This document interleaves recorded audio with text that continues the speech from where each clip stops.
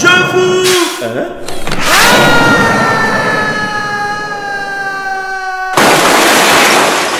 Ça va, Raoul? Tout va bien, Marie-Charlotte. Tout va bien. Dites, j'ai bien réfléchi à votre histoire de fromage et j'ai le sentiment que la réponse est ailleurs. Ah? Dans la nouvelle exposition permanente du MUSEM consacrée à l'alimentation méditerranéenne. Celle qui se trouve au rez-de-chaussée du bâtiment J4? Exactement, mon cher Raoul. Pour l'instant, elle est fermée au public, mais j'ai une torche et un badge magnétique. Alors, suivez-moi.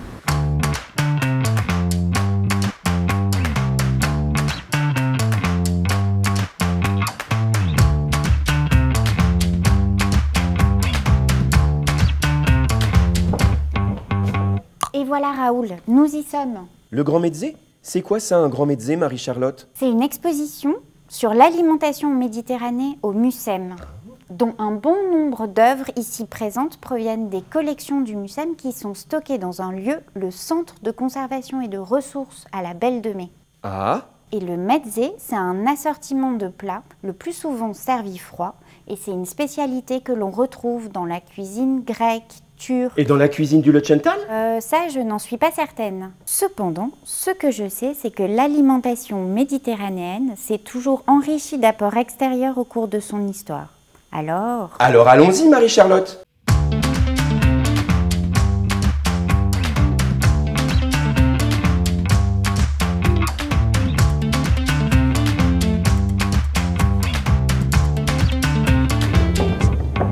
Alors Raoul, ce Lochental... Mais écoutez, j'ai bien assisté à la cuisson d'un pain en Tunisie, à la préparation d'un couscous au Portugal et au pétrissage de la pâte à pâte en Sicile, mais toujours pas de savoureux crémeux en vue, Marie-Charlotte. Je continue par là.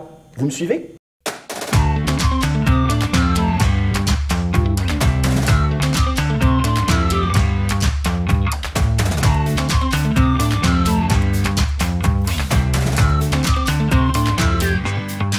Marie-Charlotte! Marie-Charlotte! Là, j'ai trouvé une trace de fromage! Pas vraiment, Raoul. Ça, c'est la pyramide de la diète méditerranéenne. C'est le menu des repas des pharaons? C'est plutôt un dessin qui montre que l'alimentation des gens en Méditerranée leur permet d'être en bonne santé, notamment grâce aux fruits et aux légumes de la région. Ah oui! Le fameux « mange 5 fruits et légumes par jour ». Oui, tout à fait. Ce slogan vient de cette pyramide.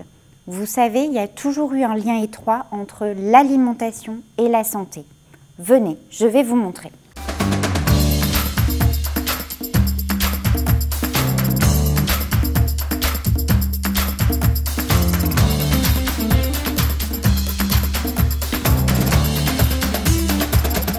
Bon ben au moins, j'aurais appris qu'il faut autant de miel que d'amandes pour faire un bon nougat. C'est important en période de fête de fin d'année, surtout en Provence. Oh mon cher Raoul, ça m'attriste de savoir que vous allez encore rentrer bredouille. Ah non, moi j'aime pas ça du tout, les histoires qui partent en quenouille. Bah, vous êtes qui vous? Venez par là, on va vous faire goûter une spécialité du coin qui va vous réveiller les papilles. Oh, nom d'un beau son macéré. Chef, vous nous avez En gâtés. période de fête, c'est la moindre des choses, Raoul. Il s'agit des 13 desserts de Noël. C'est une tradition provençale.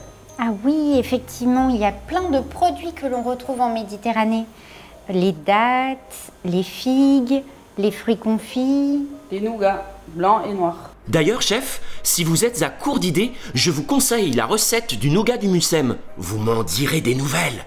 Mais dites-moi, je ne vois que 12 desserts sur la table. Il est où le 13e? Vous parlez des oreillettes? On les prépare justement en cuisine. Je vais vous les chercher. Dites, chef, je peux vous accompagner? D'accord, mais vous ne mettez pas la main à la pâte, Raoul Lala, et vous enfilez un tablier. À vos ordres, chef. En attendant, régalez-vous, Marie-Charlotte, mais gardez quand même un peu de place pour le 13e dessert. Je vous le ramène tout de suite. Mais elles ont l'air délicieuses ces oreillettes, Marie. On a besoin de quoi pour les cuisiner? Eugénie va commencer par peser la farine, donc nos 250 grammes.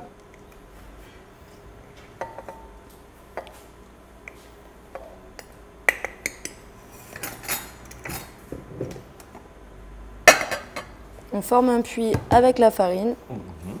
On va venir émietter 10 grammes de levure fraîche boulangère qu'on met au centre du puits et on va mettre une pincée de sel fin tout autour de la levure. Ça sert à quoi de mettre du sel dans une pâtisserie? Ça permet à la levure de monter plus facilement. On va mettre 40 g de sucre. C'est du sucre blanc? C'est du sucre blanc classique. On fait ça bien, Eugénie. Hein. On va zester un citron jaune. Alors, zester, ça veut dire quoi exactement? Ça veut dire prendre le zeste avec la râpe. Il faut faire bien attention de ne pas zester le blanc parce que ça rendrait la préparation amère. Là, il vaut mieux prendre des citrons non traités. On va faire pareil avec l'orange.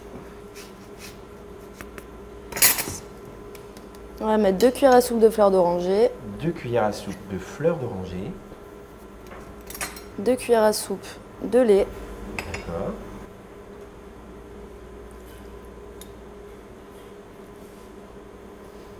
On va mettre les 2 œufs au milieu du puits. Le blanc et le Le jaune. blanc et le jaune. D'accord.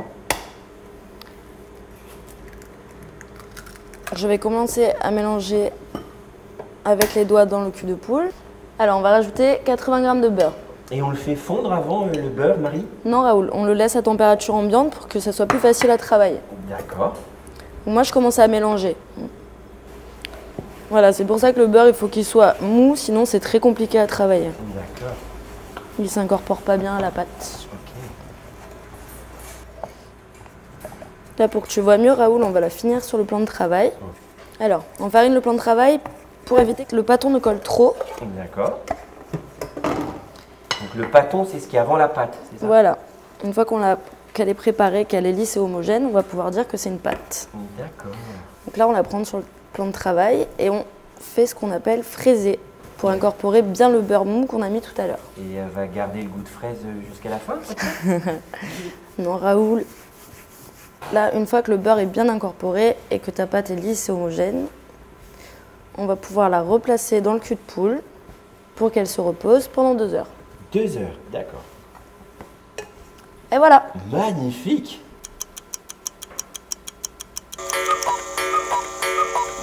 Donc notre pâte a bien reposé. On peut voir qu'elle est bien gonflée. Et Eugénie va l'étaler. D'accord.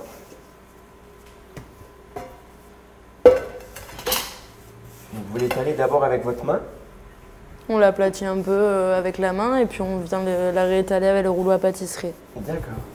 Là, on veille à garder un demi-centimètre d'épaisseur Un demi-centimètre d'épaisseur. Ok. pour être sûr que nos beignets soient bien gonflés. Alors, une fois qu'on a étalé la pâte, on va faire la découpe des oreillettes. Alors, la particularité, c'est que elles sont en forme de losange. Alors, Eugénie va faire des losanges.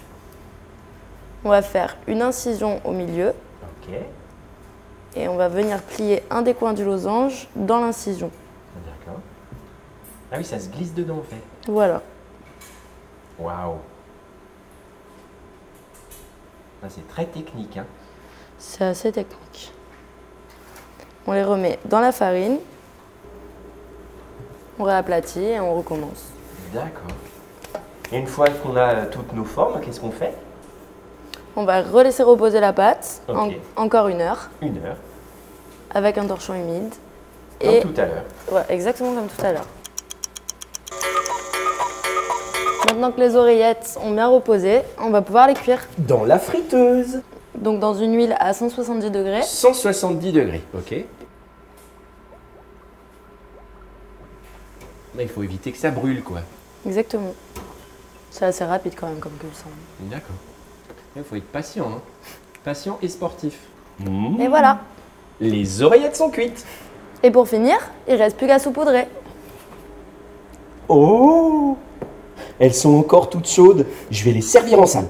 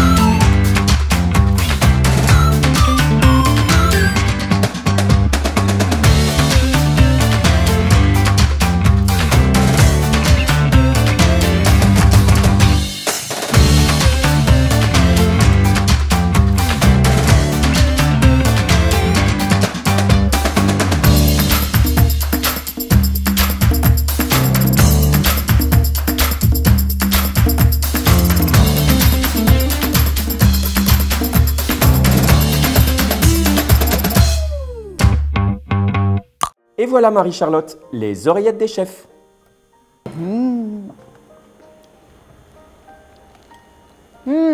Qu'est-ce qui Raoul? Oh, je suis content que ça vous plaise, Marie-Charlotte. Non, vraiment, c'est délicieux. On peut même dire que c'est savoureux. Ah, franchement, c'est excellent. Ça devient même un peu barbant. Vous avez qu'à lui raconter l'histoire du sage, du disciple et des 32 desserts. Vous allez voir, elle va adorer. Autant de douceur, ça me rappelle une histoire. Il était une fois un vieil homme qui habitait tout en haut d'une montagne. C'était un sage. En bas, dans la vallée, il y avait un village et lorsque les villageois avaient des soucis, des problèmes ou des questions, ils allaient voir le vieil homme là-haut dans la montagne. Le vieil homme les écoutait, le vieil homme les rassurait et il leur répondait. Avec le vieil homme, il y avait un jeune garçon qui l'assistait, qui l'aidait. Le jeune garçon régulièrement descendait dans le village pour chercher de quoi manger pour le vieil homme et pour lui. Ce jour-là, le jeune garçon est descendu tôt au village. C'était un grand jour de fête. Il a arpenté toutes les rues, il a frappé à toutes les portes et dans toutes les maisons, on lui a donné des gâteaux. Le jeune homme est ressorti du village, il avait des gâteaux, des gâteaux, des gâteaux, il les a comptés, il y en avait 32 gâteaux. Ses yeux brillaient de joie, ils allaient bien manger. Il a repris le chemin de la montagne, d'abord passé la rivière et ensuite le chemin s'engageait à travers champs. Il a marché d'un bon pas, le soleil était chaud et lui il marchait, il grimpait. Le soleil frappait et lui il transpirait déjà, mais toujours il marchait, toujours il grimpait.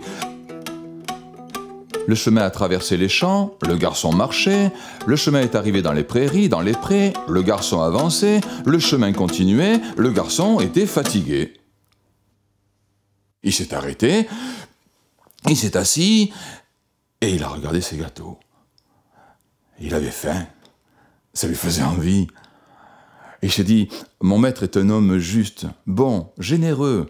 Lorsque je vais arriver, il va faire comme à son habitude. Et il va partager la nourriture en deux. Et j'aurai ma part, il aura la sienne. Il y a 32 gâteaux, j'en aurai 16. Et comme j'ai faim maintenant, autant que je les mange. Et le garçon, il a mangé 16 gâteaux. Il s'est levé, il avait repris des forces, il a marché. Le sentier était entré dans la forêt et il serpentait, lui le suivait, toujours il grimpait, toujours il marchait. Il faisait chaud, la forêt était grande, le chemin était long, il était fatigué. Il s'est arrêté, sur une souche il s'est assis. Il a regardé ses gâteaux. Ah, il y en avait encore assez pour le maître et pour lui. Il s'est dit, j'ai faim maintenant, il faut que j'ai assez de force. Alors il a mangé sa part, il a mangé 8 gâteaux de plus. Il s'est relevé, plein de force, il a repris le sentier continuait à monter dans la forêt était grande, le sentier était long, mais lui toujours il marchait, enfin il a vu l'orée de la forêt, il est sorti de la forêt, il était fatigué, et devant lui il a vu le grand pré, qui n'en finissait pas, et au bout, le pierrier qu'il allait falloir monter. Alors il s'est assis, découragé, il s'est dit, j'y arriverai pas si je prends pas un peu de force. Il a regardé les gâteaux. Il en restait 8. Il en aurait 4 pour lui. Eh bien, il les a mangés. Il a mangé 4 gâteaux de plus. Et il s'est relevé. Il a marché dans l'herbe rase, dans les grands prés. Il a marché jusqu'au bout du pré. Et là, il est arrivé au pied du pierrier. Il a levé les yeux. Ça grimpait. Il s'est dit, il me faut des forces. Je peux pas monter si je mange pas un petit peu. Et il avait 4 gâteaux. Et il en a mangé 2. Et là, il a attaqué le pierrier. Les pierres qui roulaient sous ses pieds. Il a continué, grimpé sous le soleil qui frappait. Toujours il montait, il est arrivé en haut du pierrier. Il était exténué. Il fallait encore traverser tout le plateau pour arriver à la maison. Il a regardé, il lui restait 2 gâteaux. Il a mangé le sien. Il a marché tout le long du plateau et il est entré dans la maison. Et le vieil homme l'a regardé. Il l'a accueilli avec un sourire, il lui dit « Garçon, alors, qu'est-ce que tu nous ramènes de bon ?» Et lui, il a rougi, bafouillé, il a dit « C'était jour de fête, il y avait des gâteaux au village. »« Bien, a dit le vieil homme, j'aime bien les gâteaux, montre-les-moi. » Le garçon, de derrière son dos, il a sorti sa main, Et le vieil homme a vu un seul gâteau. Il a été étonné, il a dit « Comment ça, dans tout le village, un jour de fête, on t'a donné qu'un seul gâteau ?» Et le garçon ne pouvait pas lui mentir, il était tellement bon avec lui. Il lui a dit « Non, c'est pas ça, c'est simplement que le chemin est long, j'ai eu faim, alors j'ai mangé. »« Ah mais c'est normal, dit le vieil homme, et tu en as mangé combien ?» Et le garçon, il a dit « J'en ai mangé 31. »« Quoi ? Tu as mangé 31 gâteaux? Mais ils sont gras, ils sont sucrés. Mais c'est impossible de manger autant de gâteaux. Comment est-ce que tu as fait ?» Et le garçon, il a attrapé le dernier gâteau, il a dit « Ben, j'ai fait comme ça. » Et hop, d'un coup, il a avalé. Et cric, et crac, le compte est dans le sac. Elle était magnifique, votre histoire, Raoul. J'aimerais tellement pouvoir vous aider. Mais... Chut. Oui, Marie-Charlotte? J'ai un cadeau pour vous, Raoul. Un cadeau?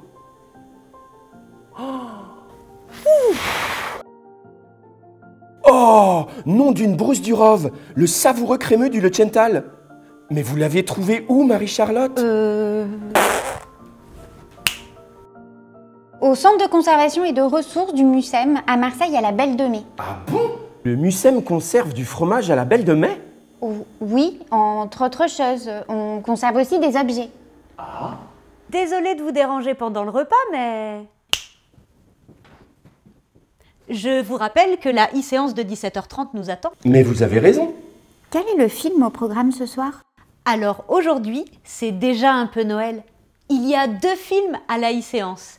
Lapin des Neiges de Paulina Manokina et Gâteau Gâteau, un félin film stroboscopique et sucré d'Alexandre Dubosc. C'est parfait comme film pour se mettre dans l'ambiance des fêtes de Noël.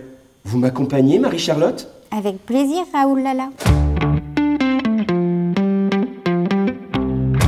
Ah bah surtout m'attendez pas. Pour vous inscrire à la e-séance de 17h30 des films Le Lapin des Neiges et Gâteau Gâteau, c'est très simple. Cliquez sur le lien de la 25e heure qui se trouve dans le descriptif de cette vidéo et laissez-vous guider. Bah, il est toujours pas là, Raoul? Oh, ne vous en faites pas, il ne va pas tarder. Raoul! Bonne séance à tous. Je suis en position, mademoiselle Deschamps. Eh bien, à nous de jouer, Raoul Lala.